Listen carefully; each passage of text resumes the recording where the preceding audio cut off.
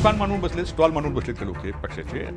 धंदा सुरू केला लोकांनी, पक्षांचा धंदा सुरू केला आहे. पवारांनी जे राजकारण केलं हे लोक म्हणतात की हे शहर वसवलं आणि आता नेमकी शहराची परिस्थिती काय झालेली आहे, 9 वर्षामध्ये काय बदल झाले? म्हणजे शरद पवारांनी जे राजकारण केलं ते विकासाचं राजकारण होतं, हे मान्यच करावं लागेल. म्हणून शरद पवारांना इथं विकास करणं ही त्यांची गरज होती. या शहरामध्ये दडपशाही होते. मी असं ऐकलं की इंद्रायणनगर सारख्या ठिकाणी एक असं गोडाऊन आहे, त्या ठिकाणी जर कुणी नवीन एखाद्या कॉन्ट्रॅक्टरनी जर टेंडर भरलं तर त्याला ते धरून नेलं जातं, त्याला ठोकलं जातं. या 9 वर्षाच्या काळामध्ये हे शहर आता हजारो कोटी रुपये कर्जबाजारी झाले विकास कामाच्या नावाने. विकास दिसतोय का तो? भाजपचा जो काही नारा आहे 125 पार ते रोखू शकतील, भाजपला सत्तेपासून थांबू शकतील. अजित पवारांच्या किंवा एकनाथ शिंदेच्या हाताला असं काहीतरी लागलेलं आहे की ते देवेंद्र फडणवीसांचा आवाज सुद्धा बंद करू शकतात, म्हणून ते आता अशी डेअरिंग करतात. तसंच असेल तर कदाचित भारतीय जनता पक्षाला ते थांबू शकते.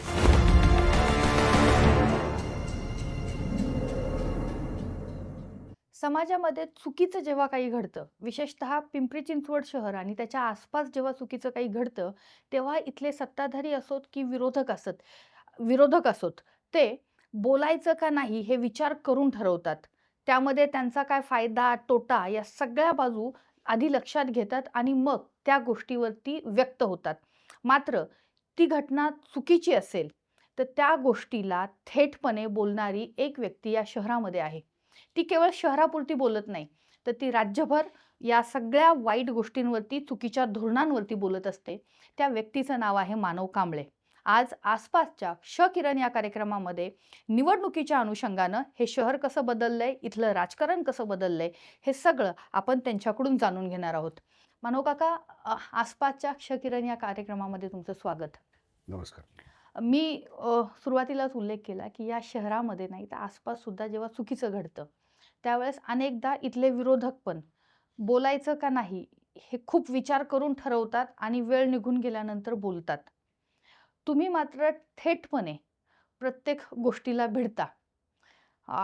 त्याबद्दल नाही, खरं आहे. पिंपरी चिंचवड शहरामध्ये असेल किंवा महाराष्ट्रामध्ये इतरत्र कुठेही असेल, अशी एखादी घटना घडते आणि जी समाजावर विघातक परिणाम करणारी असते. त्यावेळेला त्याच्याबद्दल प्रतिक्रिया देणं किंवा त्याच्याबद्दल बोलणं किंवा त्याच्याबद्दल व्यवस्थेला प्रश्न विचारणं, हे कुठल्याही प्रामाणिक सामाजिक कार्यकर्त्याचं काम आहे. मी या शहरामध्ये गेल्या 40-45 वर्षापासून जे काम करतो आहे, मला एक राजकीय विचार आहे, नक्की विचार आहे. परंतु त्याचबरोबर माझ्यावर जे संस्कार झालेत ते दिवंगत बाबा आढाव असतील, एस एम जोशी असतील, नानासाहेब गोरे असतील, जॉर्ज फर्नांडिस असतील, मृणालताई गोरे असतील, या विभूतींचा माझ्यावर प्रभाव आहे आणि संस्कार त्यांचे माझ्यावर आहेत. भ्रष्टाचाराच्या विरोधामध्ये लढणं हा माझा स्वभावधर्म आहे. वाईट गोष्टींना विरोध करणं किंवा समाज विघातक गोष्टींना विरोध करणं, हे मी माझं आयुष्याचं तत्त्वज्ञान समजतो आणि त्यामुळं कुठल्याही परिणामांची चिंता न करता, किंबहुना मी राजकारणामध्ये निवडणुका लढत असताना सुद्धा मी कुठल्याही गोष्टीची तडजोड केली नाही आणि अशा ह्या भूमिकेमुळंच मी इथल्या कुठल्याही गोष्टीवर किंवा कुठल्याही वाईट होणाऱ्या गोष्टीवर या ठिकाणी तडकपणे बोलू शकतो. त्याचं कारण असं आहे की राजकारणाच्या पलीकडे जाऊन किंवा राजकीय सत्तेच्या आसक्तीच्या पलीकडे जाऊन समाजाचा एक सर्वांगीण विकासाचा विचार करून किंवा समाजाच्या मानसिकतेचा विचार करून एखादी गोष्ट घडल्यानंतर तिचा जर वाईट परिणाम समाजावर होणार असेल तर ती प्रकर्षानं लोकांच्या समोर आणणं हा मी माझा कर्तव्याचा एक भाग समजतो.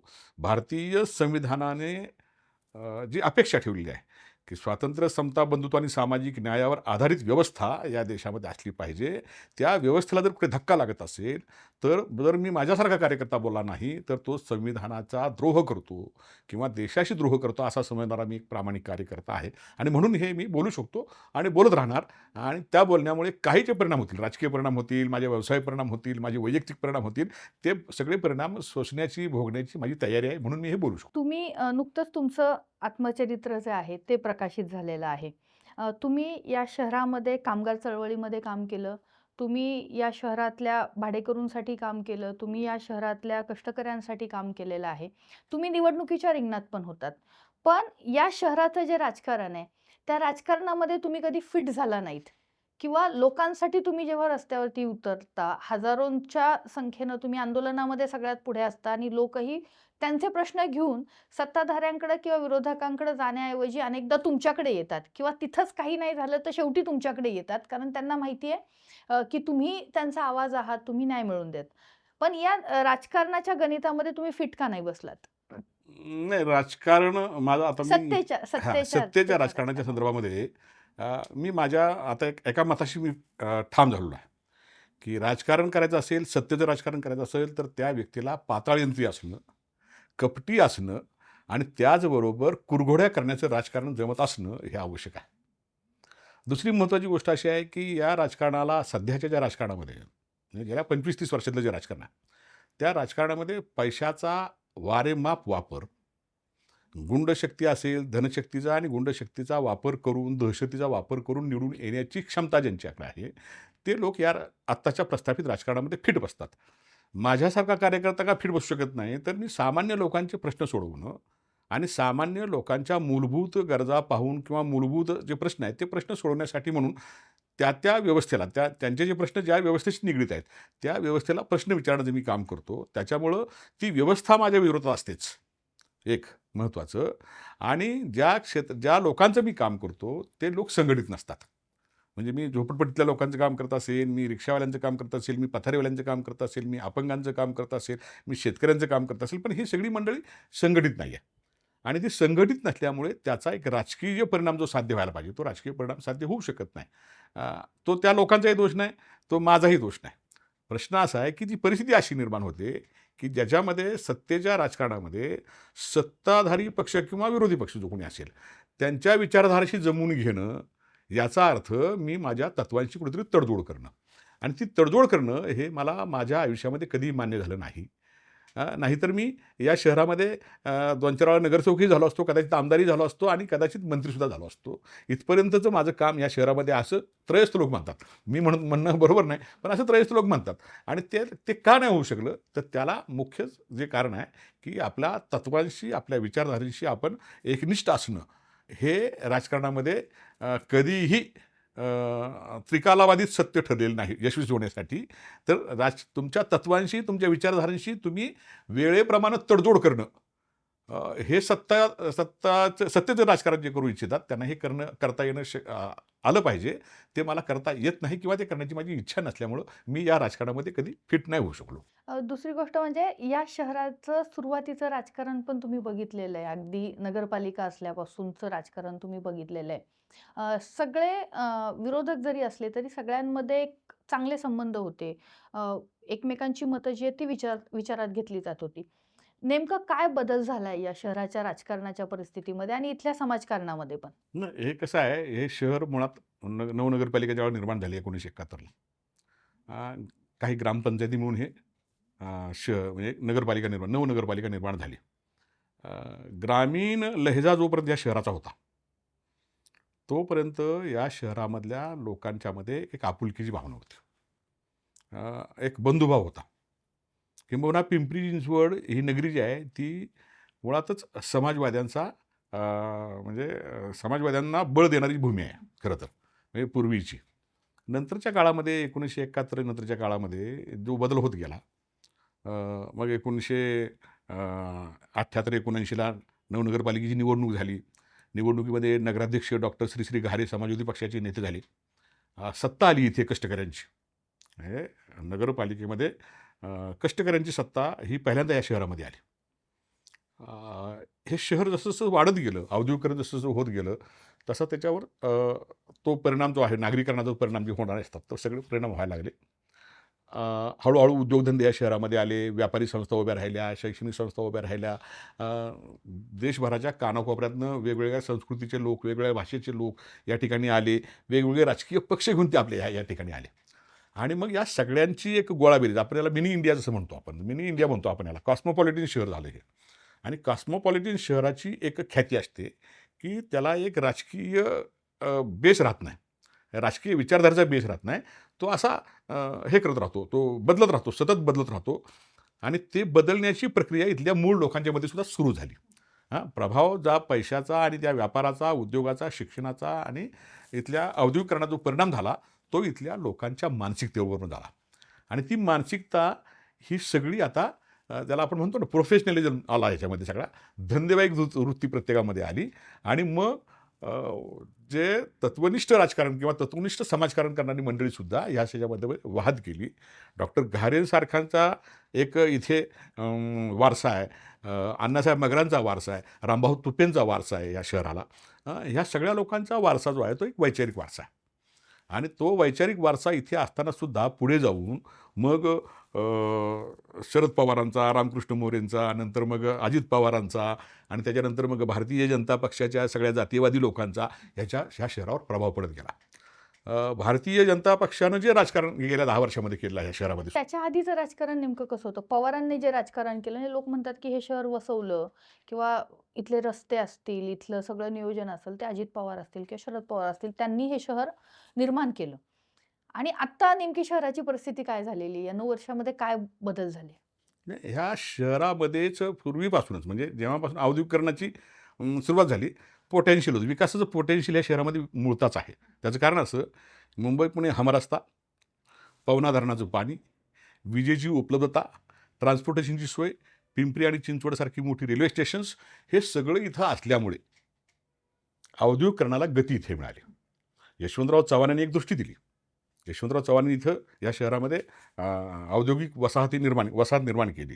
मग एचएपासून ते अगदी ओगले ग्लास असेल कंपनी, स्वस्तिक कंपनी असेल, गरवारी नावलान असेल, ह्या जुन्या कंपन्या ज्या आहेत, त्या जुन्या कंपन्या या शहरामध्ये आल्या. त्यांनी त्यांच्या मागे मग टेल्को, मग बजाज फोर्स मोटर्स वगैरे या सगळ्या कंपन्या आल्या, आणि त्याला मग सबसिडीज कंपन्या वाढत गेल्या, आणि त्याच्यामुळं हा जो विकास झाला, तो त्या दरम्यानच्या त्या काळामध्ये जे राजकारण या शहरामध्ये होतं, म्हणजे पिंपरी पिंपरी नगरामध्ये, पिंपरी गावामध्ये पाहिलं असेल तर पिंपरी गावामध्ये वाळुंजकरांसारखा एक ओबीसी समाजातला माणूस सरपंच होतो. कॉम्रेड निकमसारखे गृहस्थ ग्रामपंचायतीमध्ये निवडून येतात.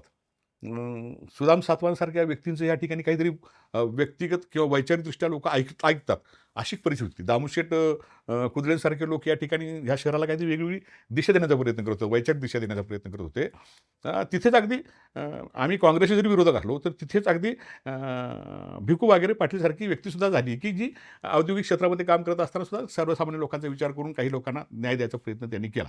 हे सगळं झालं या चिंचवडमध्ये सुद्धा तशी बऱ्यापैकी हे होती. भोसरी, कासारवाडी आणि जो त्याला जो लगतचा जो भाग आहे, त्या भागामध्ये जरा स्थानिक लोकांचा प्रभाव जास्त होता. आकुर्डीमध्ये स्थानिक लोकांचा प्रभाव जास्त होता. आणि मग त्याच्यामधनं जे या वसाहतीमध्ये, औद्योगिक वसाहतीमध्ये काम करायला महाराष्ट्रभरामधनं जे कामगार आले, त्या कामगारांच्या इथं त्यांना भाड्यानं देण्यासाठी जिथं चाळी बांधल्या गेल्या, आणि त्या भाडेकरूंच्यावर अन्याय करण्याची जी प्रवृत्ती वाढली इथल्या घरमालकांची, आणि त्याच्यामधनं मग जे पुढे भाडेकरूंचं संघटन झालं, भाडेकरूंच्यामध्ये संघर्ष करण्याची प्रेरणा निर्माण झाली. मग तिथे युनियन्स आल्या, युनियन सेंट्रलाइज युनियन होत्या, त्या युनियनच्या मार्फत कामगारांचे लढे सुरू झाले. कामगार लढे आणि भाडेकरू पंचायत समिती यांचे लढे हातात हात घालून चालायचे. आता काय झाले, कामगारांचे लढे हे पगारापुरते, वेतनापुरते, बोनसपुरते झालेत, परंतु सामाजिक बदलासाठी म्हणून कामगार लढे ही त्यावेळची परंपरा होती. राजकारणामध्ये कामगार लढ्यांचा प्रभाव त्यावेळेला पडत होता. कामगार संघटनांचा जो विचार असायचा भांडवलशाही विरोधीचा, तो विचार इथे समाजामध्ये सुद्धा रुजवण्याचं काम कामगार संघटना करत होते, आणि तो त्या ठिकाणी पसरताना आपण बघत होतो. आणि तो एकमेकाला पूरक अशा पद्धतीचं राजकारण या शहरामध्ये होत होतं.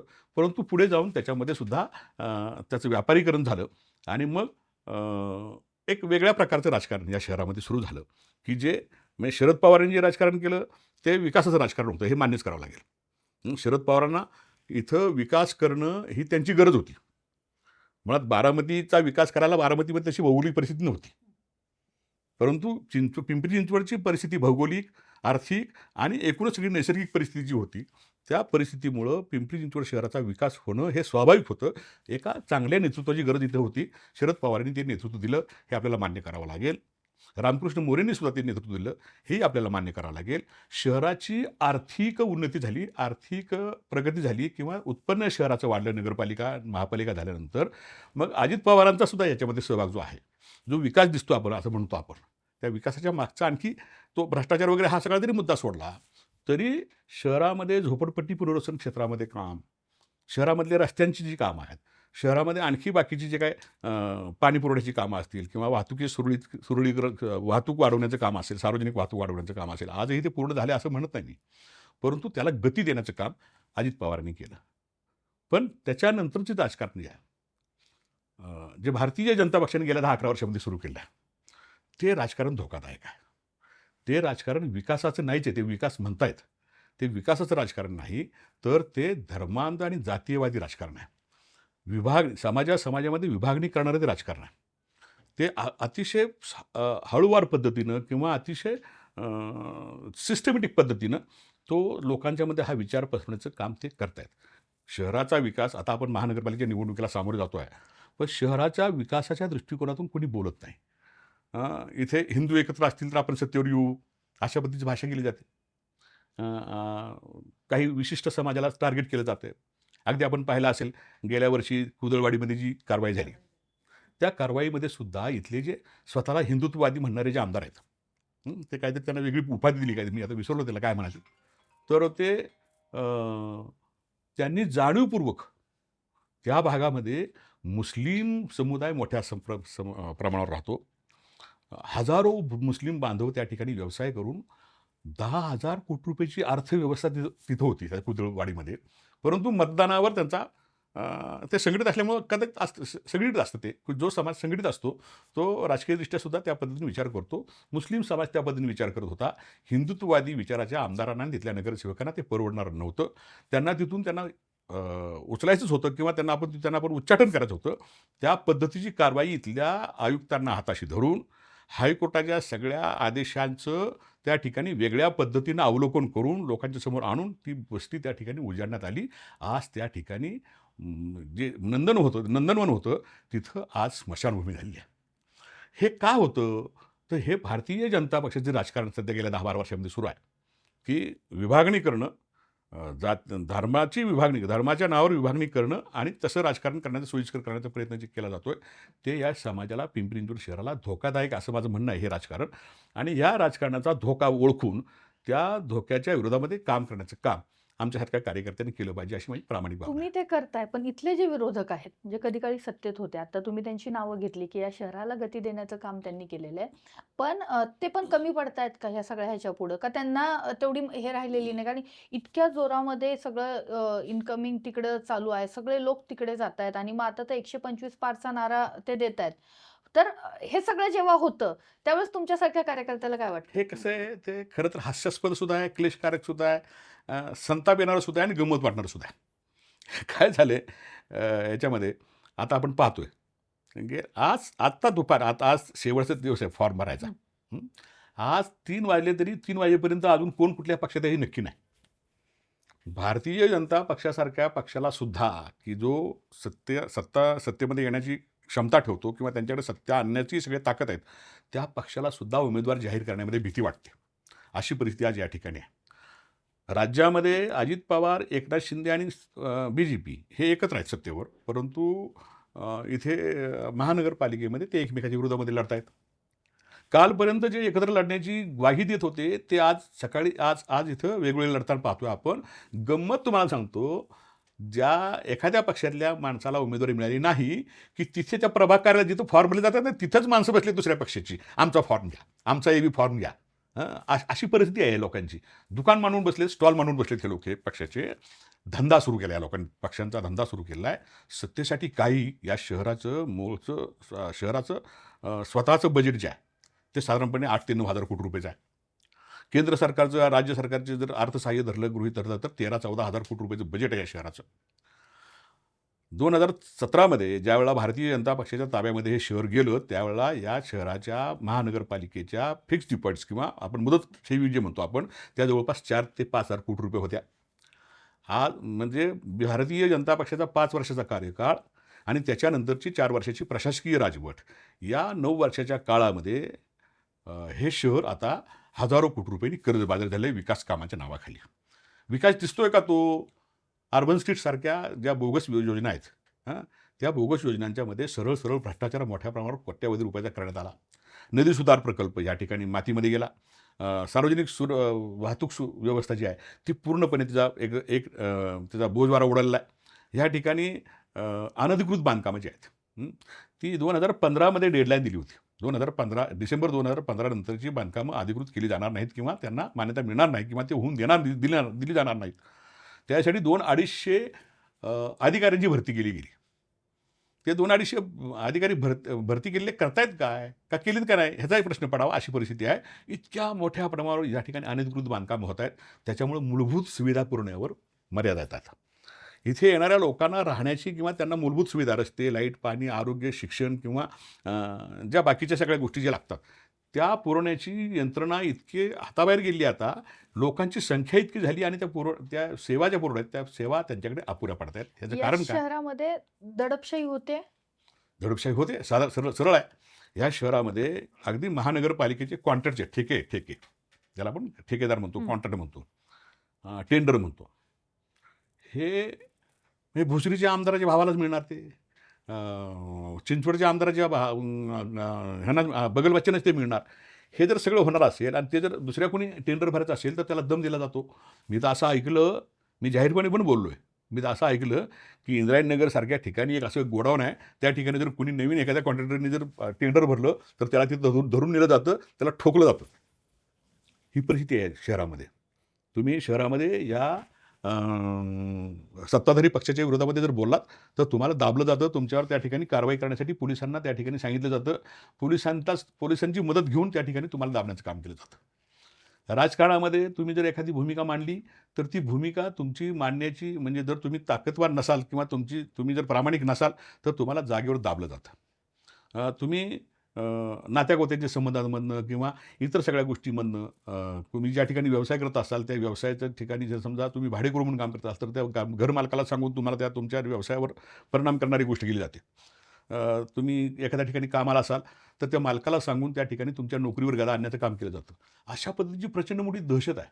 दुसरी गोष्ट अशी की ज्या भागामध्ये तुम्ही राहता त्या भागामध्ये चाळीमध्ये ज्या घरमालकांच्या चाळी आहेत ते घरमालक त्या ठिकाणी दहशत करतात. त्यांना त्या ठिकाणी इलेक्शनमध्ये दमदाटी करून त्यांना पाहिजे त्या ठिकाणी मतदान करून घेतलं जातं. एकतर पैसे तर दिले जातात, पैसे नाही दिले तर दम दिले जातात. दम देऊन त्या ठिकाणी जीवाची भीती टाकून त्यांना मतदान करून घेतलं जातं. सामुदायिकपणे अशा पद्धतीने हे सगळं या शहरामध्ये हे सगळे राजकीय पक्ष ह्या टोळ्या झालेत आता. आणि जी टोळी मजबूत, ज्याची ताकद जास्त, ज्याची दहशत जास्त, ती टोळी इथं सत्तेवर येते. मग ती भारतीय जनता पक्षाची असेल किंवा राष्ट्रवादी काँग्रेसची असेल किंवा आणखी शिवसेनेची असेल. ती टोळी, मी ह्यांना पक्ष म्हणतच नाहीत, ही टोळी आहे. आणि ही टोळ्या आहेत, ह्या सगळ्या टोळ्या आहेत. ह्या टोळ्या इथल्या सर्वसामान्य लोकांना वेठीला धरून या ठिकाणी राज्य करू इच्छित आहेत. अशा पद्धतीचे युद्ध या ठिकाणी सुरू आहे. हे शहर जे तुम्ही मगाशी जे म्हटलात हिंदुत्ववादी करण्याचा जो प्रयत्न चालू आहे, हे शहर हिंदुत्ववादी होऊ शकतं? कारण इथलं स्थानिक नेतृत्व आहे, ते स्वतःला आता हिंदुत्ववादी म्हणून घेते. त्या पद्धतीनं प्रोजेक्शन सगळे होत आहेत. म्हणजे तुम्ही ज्या चिखलीतल्या कारवाईचा उल्लेख केला त्याला लँड जिहाद असा शब्द हा वापरला गेला आणि दिल्लीतली लोकं की ज्यांनी कधी हा परिसर पाहिलाय की नाही अशी शंका यावी, ती लोकं याच्यावरती बोलली आणि लँड जिहादचा मुद्दा त्यांनी काढला. नाही, या शहराला हिंदुत्ववादी करण्याचा प्रयत्न या सगळ्या लोकांना सुरू आहे. प्रश्नच नाही. मी तर बजरंग दलाची ताकद वाढते आहे इथे. आणखी त्या कुठल्या त्या गोवंशवाले, गोवंश हत्याबंदीवाले किंवा आणखी गोरक्षक. गोरक्षक वगैरे जे आहेत, ह्या लोकांची ताकद वाढते हे मान्यच करावं लागेल. त्यांना राजकीय पाठबळ मिळते, त्यांना बाकीच्या सगळ्या मदती मिळतात. परंतु माझा एक विश्वास आहे. मी संविधानाला मानणारा कार्यकर्ता आहे आणि संविधानाची ताकद ही सगळ्यापेक्षा मोठी आहे हे मान्य करणारा मी कार्यकर्ता आहे. संविधानाच्या पलीकडे जाऊन कुठल्याही राज्यकर्त्यांना इथे कारभार करता येणार नाही. आणि ते संविधानाच्या पलीकडे गेले तर ते थांबवण्याची ताकद इथल्या सर्वसामान्य लोकांच्यामध्ये आहे. ते आपण 1999मध्ये पण पाहिलं आहे. अटल बिहारी वाजपेयी ज्यावेळेला घटनेचं पुनरावलोकन करण्याची समिती नेमली होती, त्याला विरोध सगळ्या देशभर झाला आणि त्यांचा प्रयत्न हाणून पाडला गेला. आत्ता मध्यंतरी संविधानामध्ये आम्ही बदल करू किंवा संविधान आम्ही बदलणार अशा पद्धतीच्या घोषणा 5-6 BJPच्या खासदारांनी केल्या. त्याला उत्तर म्हणून भारतीय जनता पक्षाच्या लोकांचा पराभव करण्याचं काम या देशातल्या जनतेनं केलं. 400 के पार म्हणणाऱ्या लोकांना 400 पार म्हणणाऱ्या लोकांना 240 आणून ठेवलं. लोकांची ताकद आहे, लोकांना हे कळतंय. त्यामुळे हे पिंपरी चिंचवड शहराच्या बाबतीमध्ये आम्ही तर प्रयत्न करतो हे हिंदुत्वादी होऊ नये म्हणून प्रयत्न करतोच आहोत.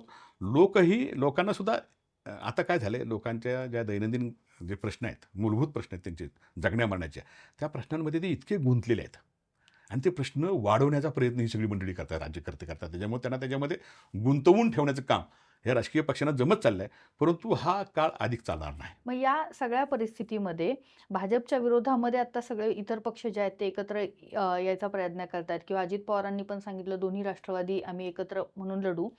तर हे सगळे एकत्र येऊन भाजपचा जो काही नारा आहे 125 पार ते रोखू शकतील, भाजपला सत्तेपासून थांबवू शकतील लांब? नाही, भाजपला सत्तेपासून थांबवू शकतील का नाही मला माहीत नाही. कारण का मला डाऊट आहे, मला शंका आहे, की हे सगळं प्रायोजित आहे, फडणवीसच प्रायोजित करतायत. म्हणजे पूर्वी असं म्हटलं जातं, की शरद पवार ह्या राज्यातले सगळे पक्ष चालवतात. आज माझा दावा असा आहे, की देवेंद्र फडणवीस या राज्यातले सगळे पक्ष चालवत आहेत.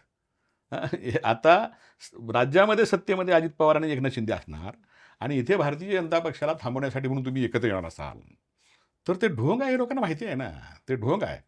त्याच्यामुळं सामान्य लोकांनी हे लक्षात घेतलं पाहिजे, की हे पुढे जाऊन कदाचित म्हणजे हे सत्तेमध्ये का गेले? अजित पवार किंवा एकनाथ शिंदे का गेले? तर ती भीती त्यांच्या मागची अजून संपलेली नाही ना. तो ब्रह्मराक्षस त्यांच्या मागे आहेच. हं. त्याच्यामुळं तो ब्रह्मराक्षस देवेंद्र फडणवीस कधी बाहेर काढतील ते सांगता येत नाही.